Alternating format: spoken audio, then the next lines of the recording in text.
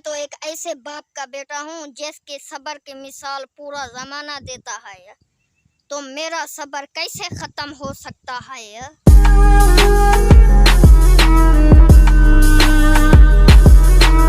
तुम्हें शौक था ना हमें बर्बाद करने का, आ देख तो सही हम बर्बाद हो गए हैं। मेरी जान तुम्हारे बाद सल्तनतें मेज धोखा है। उदास फिरते हो सर्दियों की शामों में, इस तरह तो होता है इस तरह के कामों में। शादी तो मेरी यूं भी हो जाती है, जो तुमसे होती बात कुछ और होती है।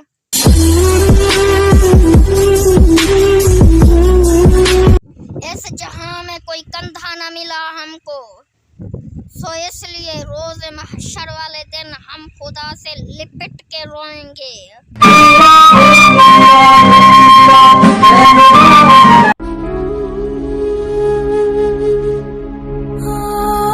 मुर्शिद देखो हमें रुलाया गया, हमें सताया गया।